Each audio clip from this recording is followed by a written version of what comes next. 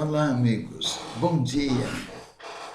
Aqui estamos novamente nesta linda manhã para orarmos e estudarmos o Evangelho segundo o Espiritismo com muita alegria, com muita paz no coração, iniciando já logo cedo, louvando a Deus junto com os passarinhos que logo cedo já despertam para o mundo, para a batalha do dia, e nós levantando cedo e abrindo a nossa janela e olhando a natureza, contemplando a beleza da criação de Deus em estado hominal, vegetal, animal, nós ficamos extasiados pela criação divina.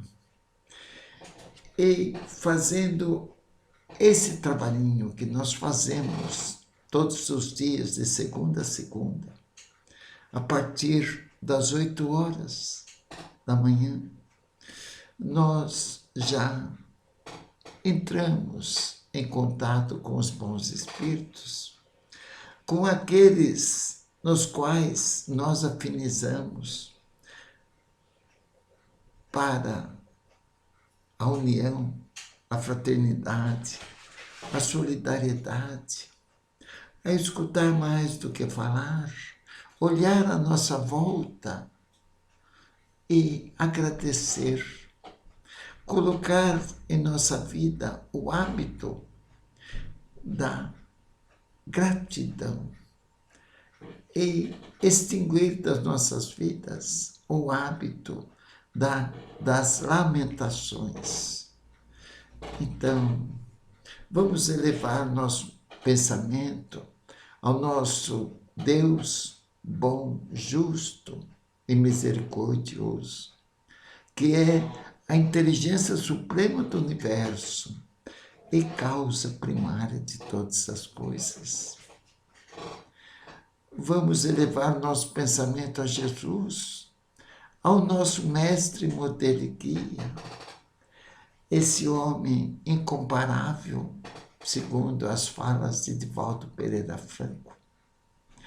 Nós ficamos entusiasmados em querer seguir as suas pegadas, Senhor, mas ainda há mais de 2000 anos, vós nos passastes esses ensinamentos para que possamos viver alegres e felizes e abreviar o tempo de cada reencarnação, crescendo moralmente.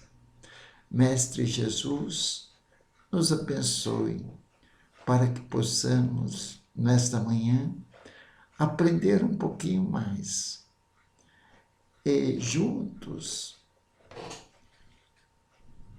aprendermos e, à medida do possível, procurar pensar na vida futura, pensar no investimento nas coisas do espírito, pensar em crescer moralmente, amando a tudo e a todos. É o que nós pedimos, Senhor, em oração. Dai-nos a força, Senhor, de combater os nossos impulsos inferiores. Dai-nos a força, Senhor, que ainda temos a dificuldade de praticar a indulgência. Que possamos, Senhor, ter forças para combater esses instintos nossos ainda de braveza, de incompreensão, de orgulho, de vaidade. Senhor, pedimos para que eu possa passar com clareza esses valiosos ensinamentos inseridos no terceiro livro da doutrina espírita, que é o Evangelho segundo o Espiritismo, o Consolador prometido por Jesus, a doutrina espírita, pedimos, Senhor, para que, após terminar esse pequeno estudo, possamos, como lição de casa, a refletir e começar a praticar a virtude da paciência, da compreensão, da união, da fraternidade. É isso que nós pedimos, Senhor. Muito obrigado por mais esta oportunidade. E nos abençoe em nosso bate-papo dessa manhã, Senhor. Que assim seja. Graças a Deus. Muito bem. Vamos então dar continuidade nesse capítulo 5 do Evangelho segundo o Espiritismo, cujo título é Bem-aventurados os aflitos. São as bem-aventuranças em que Jesus nos falou através do que 40, 50 anos depois os evangelistas escreveram os ensinamentos que Jesus passava. Porque enquanto Jesus estava vivo, Jesus não marcou nada. Mas foi marcado pelos evangelistas e está no Novo Testamento. As palavras e os feitos de Jesus. Então vamos lá. Nós ontem comentamos o item 1, o item 2, que fala das bem-aventuranças do capítulo 5, versículo 4, 6 e 10 do Novo Testamento, que fala bem-aventurados que choram, porque serão consolados. Bem-aventurados que têm fome de justiça, sede de justiça, porque serão saciados. Bem-aventurados os que sofrem perseguição pela justiça, porque o reino dos céus é para eles. Então, olhando assim friamente, é estranho Jesus falar isso. Mas quando ele fala isso, pensando na vida futura, desses capítulos que nós estudamos bastante sobre as reencarnações. Então, porque se fosse pensar em uma única vida, não teria lógica. Como assim? Bem-aventurados que choram, porque serão consolados. Bem-aventurados que têm fome e sede de justiça, se morreu, acabou, porque serão saciados. Bem-aventurados que sofrem perseguição pela justiça, porque o reino dos céus é para eles. Não é? E ele continua, Jesus, isso está no capítulo 5, versículo 4, 6 e 10. E aí Jesus, no item 2, diz, vós sois bem-aventurados, vós que sois pobres, bem-aventurado ser pobre, passar necessidade, passar até fome, não teria lógica se fosse pensado em uma só existência. Porque o reino dos céus é para vós. Se não acreditamos na vida futura, nas reencarnações, nas várias oportunidades, em várias reencarnações, em vários mundos, que Jesus fala das várias moradas que tem na casa do Pai, não teria lógica. Uma vida só, morreu, acabou. Vós sois bem-aventurados, vós que agora tendes fome, porque serão saciados. Quando? Se é pobre, pobre, na mendicância, quando serão saciados? Vós sois felizes, vós agora que chorais. Como assim? Porque rireis. Então agora vem a explicação de Kardec. Bem explicadinho. Então vocês com o livrinho na mão, é a lição de casa, para nós raciocinarmos em torno da doutrina espírita, que é o Consolador prometido. Que aí sim, o espírito reencarnado em vários mundos, o espírito reencarnado frequentemente na mesma família, são oportunidades que Deus nos dá para haver a conciliação. Hoje que nós pecamos contra os nossos irmãos, hoje que nós roubamos, que nós não nos amamos, que nós, dentro da família, a discórdia, a vingança, a violência física e moral, reencarnando frequentemente na mesma família, invertendo os papéis. É a bondade de Deus permitindo isso, para que possamos aproveitar bem a reencarnação, já pensando em praticar as virtudes que Jesus nos ensinou, a combater os nossos impulsos inferiores. Aí nós já estaremos investindo na presente reencarnação para procurarmos já sermos alegres, felizes, gentis, a promover a paz, a promover a união e procurar com toda a educação passar a alegria, o positivismo nos nossos contatos. E procurar não bater de frente, que é o que Jesus nos ensinou. Dar a outra face, ser educado, falar sim, sim, não, não, mas sem agredir, sem rodar a baiana. Então, aí sim, nós vamos procurando unir esses corações. As divergências que há em nossos relacionamentos, com as nossas atitudes, nossos pensamentos, nossas palavras, nós já vamos investindo na vida futura.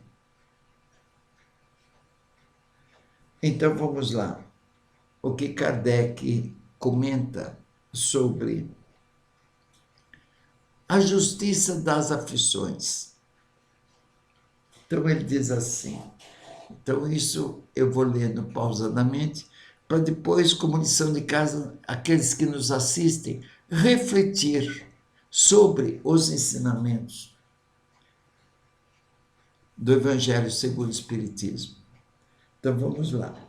As compensações, que é o que eu acabei de ler, as compensações que Jesus promete aos aflitos da terra, ele promete compensação visando as vidas futuras. Então, as compensações que Jesus promete aos aflitos da terra não podem ocorrer senão na vida futura, porque senão não tem lógica. Sem a certeza do futuro, essas máximas seriam um contrassenso.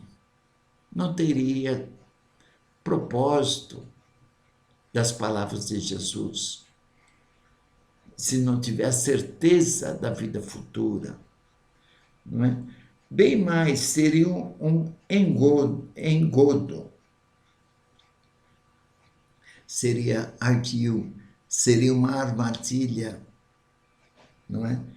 Mesmo com essa certeza, ele diz ainda, mesmo com essa certeza, compreende-se dificilmente a utilidade de sofrer para ser feliz. Ainda não entendemos.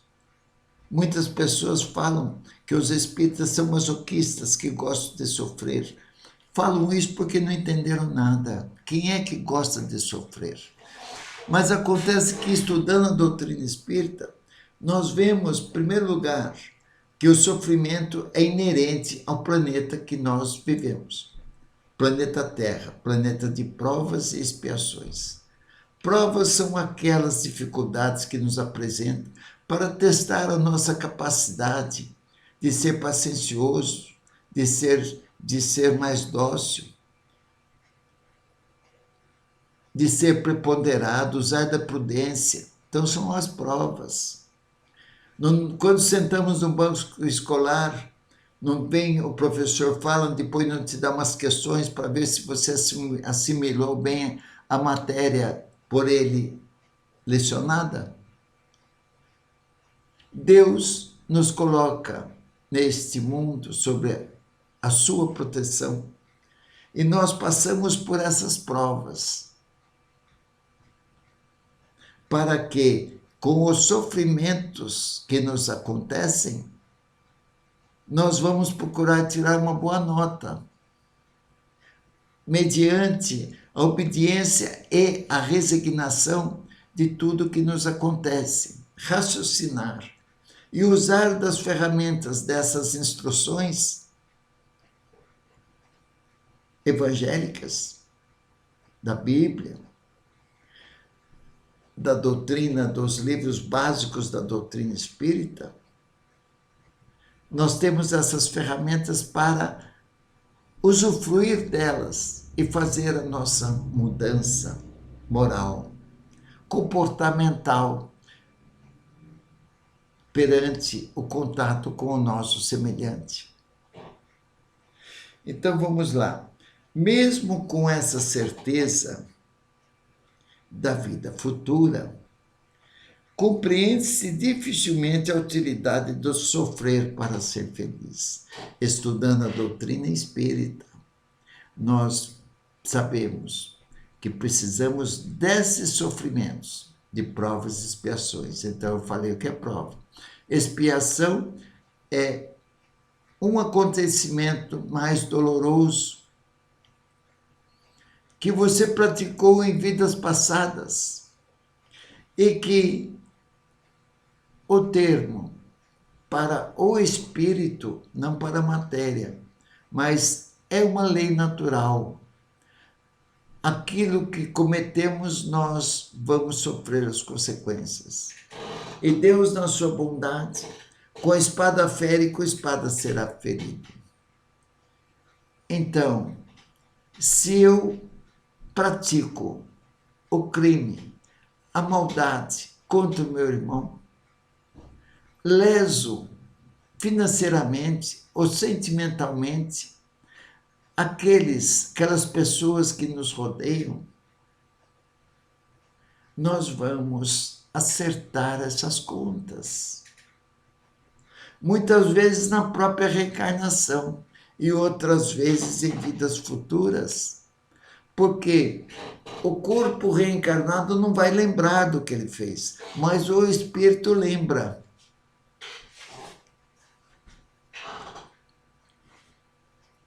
E aí então, o espírito que está preso nesse corpo de carne, ele sofre essas penalidades, muitas vezes de uma deficiência física. E aqueles que já vêm preparados para aproveitar essas deficiências para crescer. Então, ele está cumprindo, ele está ressarcindo essas dívidas do passado. Porque Deus é bom, justo, misericordioso. Porque uns nascem com corpo perfeito e outros nascem com corpo deficiente. E nós vemos aí os paralímpicos, que nos dão uma lição de moral muito grande. Nós reclamando demais, e eles com aqueles corpos, sem um braço, sem uma perna, deficiência visual, e nos dão um exemplo de quererem viver. E o esforço para viver, praticando esportes, para não cometer o suicídio e avançar. Então, aqui esse tema, justiça das aflições. Então, mesmo tendo a certeza da vida futura, alguns não entendem que precisa sofrer para ser feliz. Então, em termos de vida futura. E sofrer com resignação. Usar da ferramenta da oração. E pedir, com toda a fé, com toda a força, para suportar as provas e as expiações. Como Jesus um dia na cruz falou, Pai, se possível, alivia o meu cálice, quer dizer, alivia minhas dores, mas seja feita a vossa vontade. E ainda orou para os inimigos, Pai, perdoai-lhes, que eles não sabem o que fazem. Como se diz, com a espada fere, com a espada será ferido. Né? Então vamos lá. Disse, para ter mais mérito, precisa sofrer para ser feliz. Disse, para ter mais mérito. Né? Mas então, pergunta-se, materialmente falando, pergunta-se, por que uns sofrem mais do que os outros? Por que uns sofrem mais do que os outros? Porque uns nascem na miséria e outros na opulência. Por que uns nascem na miséria e outros na opulência, no berço de ouro? Sem nada terem feito para justificar essa posição, é a bondade de Deus dando oportunidades. Porque a riqueza e a pobreza também são provas e expiações. Para ver o que você faz dentro da sua pobreza e o que você faz dentro da sua riqueza. Nós vamos sofrer as consequências pelo nosso livre-arbítrio. Não é? Então vamos lá. Porque para uns nada dá certo. O Espiritismo explica bem isso. Esse capítulo anterior que nós lemos sobre as reencarnações. É necessário nascer de novo. Foi o capítulo anterior que nós estudamos bastante. Mas o que se compreende menos ainda é ver os bens e os males tão desigualmente repartidos entre o vício e a virtude. Nós vemos o bem e o mal. E nós vemos que muitas vezes aos nossos olhos os maldosos vencem, materialmente falando, roubam, usam da corrupção, usam da esperteza, lesando o próximo e ficam ricos. Vai sofrer as consequências de como nós adquirimos essa riqueza. Vão sofrer as consequências de como nós aceitamos a nossa pobreza. O pobre revoltado, o pobre que vai, luta e dá valor por ter nascido pobre e vira uma pessoa de bem, vira um estudioso, vai colaborar com o progresso da Terra.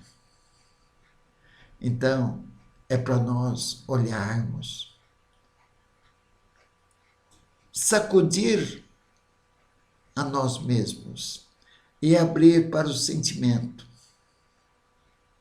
Isso que nós devemos orar.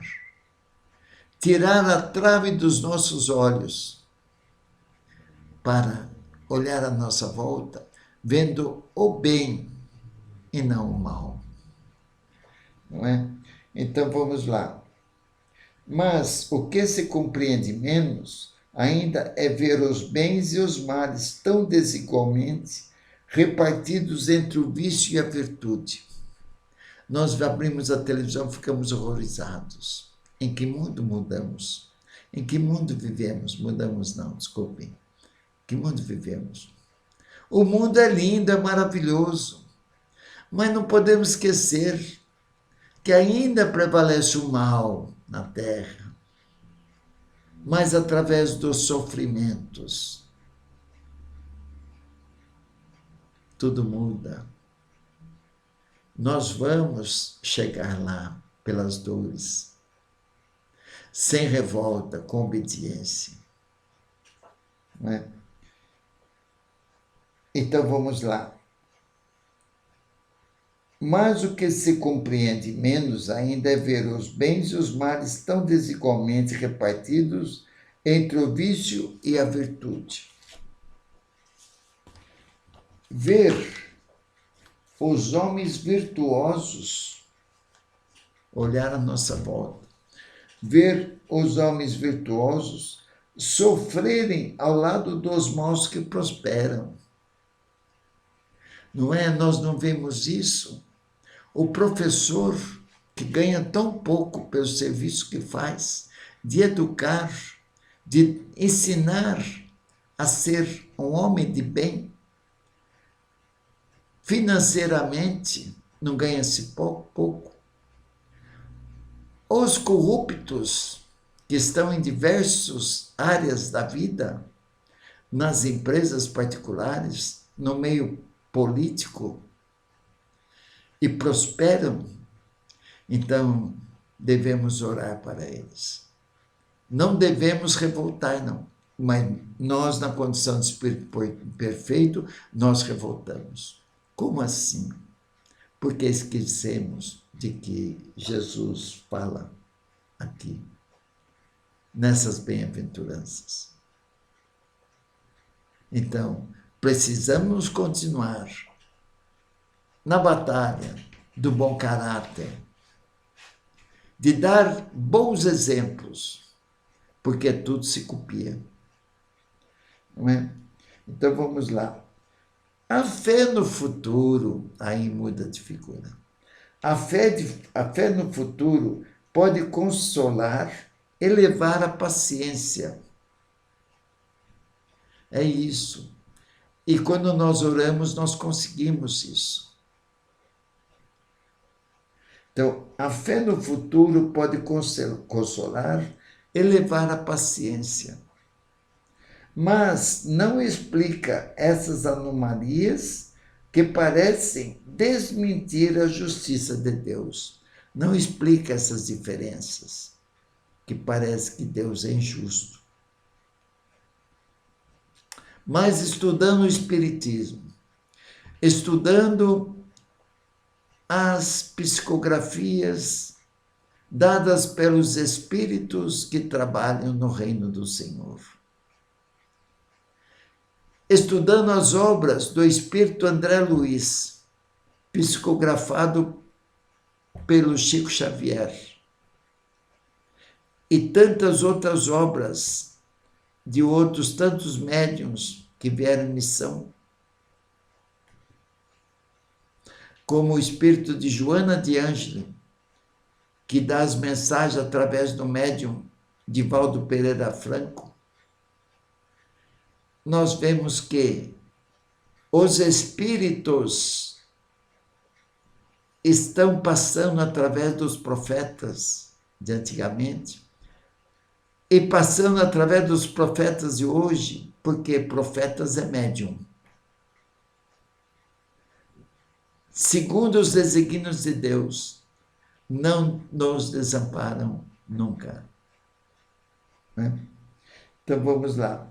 A fé no futuro, aí sim, pode consolar, elevar a paciência, mas não explica essas anomalias que parecem desmentir a justiça de Deus. Não é? Então vamos lá. Olhando para o lado da terra, sim. Como pode? Se Deus é bom, é justo, é misericórdia, e nós vemos tanta diferença. aí estudando a doutrina dos Espíritos, que é o Consolador prometido, nós vamos ver que Deus é bom, é justo, é misericordioso. E Ele dá a oportunidade de ressarcirmos os nossos erros. Então vamos lá. Entretanto, desde que admita Deus, aí sim. Entretanto, desde que admita Deus, não se pode concebê-lo sem perfeições infinitas. Então, se admitir Deus, não podemos admitir que Deus é injusto. Não. Ele é o soberano. Ele é o Criador de tudo, do céu e da terra. Ele deve ser todo poder, todo justiça, toda bondade, sem o que não seria Deus. É bom, é justo, é misericórdia. Aí muda o nosso raciocínio, aí muda o nosso modo de ver. Se Deus é soberanamente bom e justo, se Deus é soberanamente bom e justo, não pode agir por capricho e não age. Ele ama a todos os seus filhos, foi ele que criou. E continua criando infinitamente, simples e ignorantes. E dá o livre-arbítrio. Né? Entretanto, desde que admita Deus, não se pode concebê-lo sem perfeições infinitas. Ele deve ser todo poder, toda justiça, toda bondade, sem o que não seria Deus. Se Deus é soberanamente bom e justo, não pode agir por capricho, nem com parcialidade. Ele é bom e justo, então não pode agir por capricho e nem ser imparcial. Ele precisa agir como ele age, dando oportunidade de cada um sofrer as consequências dos seus próprios atos. As vicissitudes da vida, quer dizer, as tribulações da vida, as dificuldades, os desafios que a vida nos apresenta. Então, as vicissitudes da vida têm, pois, uma causa. As vicissitudes da vida têm, pois, uma causa. E uma vez que Deus é justo, essa causa deve ser justa. Não há efeito sem causa. Então ele fala, uma vez que Deus é justo, essa causa deve ser justa. Não há efeito sem causa. Então, a causa deve ser justa. Não é? É o que ele fala. Uma vez que Deus é justo, essa causa deve ser justa. Não há efeito sem causa. Existe uma causa que produziu aquele efeito ruim. Então, Deus é justo. Então, deve haver uma causa justa para que o seu filho sofra as consequências ruins dos seus atos ruins. Né? Eis do que cada um deve compenetrar-se bem. Eis do que cada um deve compenetrar-se bem. Devemos compreender, devemos analisar. E agora é uma época boa para nós vermos isso. É o fim de ano, fim de um período. Enxergar, olhar à nossa volta. Deus colocou os homens sobre o caminho dessa causa. Deus colocou os homens sobre o caminho dessa causa, pelos ensinamentos de Jesus. Olha lá. Deus colocou os homens sobre o caminho dessa causa, pelos ensinamentos de Jesus. Temos Jesus como nosso mestre, modelo e guia. Não é? Então, Deus colocou os homens sobre o caminho dessa causa, pelos ensinamentos de Jesus. E hoje, julgando-os bastante maduros, para compreendê-la, a revelou inteiramente pelo Espiritismo. Porque Jesus, na época, falou, ainda não falei tudo. Haverá um Consolador prometido, que é a doutrina ditada pelos Espíritos aos médiuns. E a doutrina espírita, ela é a fé raciocinada. Ela é consoladora e esclarecedora. Então, Deus colocou os homens sobre o caminho dessa causa pelos ensinamentos de Jesus. E hoje, julgando-os bastante maduros para compreendê-la, a revelou inteiramente pelo Espiritismo, que quer dizer pela voz dos Espíritos. Então, quem estuda a doutrina espírita terá uma visão melhor sobre a vida, sobre os percalços da vida. E teremos essa ferramenta da doutrina dos Espíritos para compreender que precisamos investir nas coisas espirituais. Precisamos dar mais valor às coisas espirituais. Viver plenamente o que a Terra nos oferece. Usufruir do conforto que a Terra nos proporciona. Mas fazendo a nossa reforma moral. Procurando unir as pessoas, reclamar menos e fazer a caridade moral e material. E a doutrina espírita está contida nos livros básicos da doutrina, que são o Livro dos Espíritos, o Livro dos Médiuns, o Evangelho segundo o Espiritismo, o Céu e o Inferno e a Gênese. Ok? Então, esse trabalhinho que fazemos é o estudo do Evangelho, literalmente. Eu leio e tento explicar. Fora isso, tem as palestras maravilhosas aí no YouTube. Só colocar Federação Espírita, Espiritismo, palestrantes espíritas. Vocês vão ter aí um material farto. Ok? Depois cabe a nós colocá-los em prática.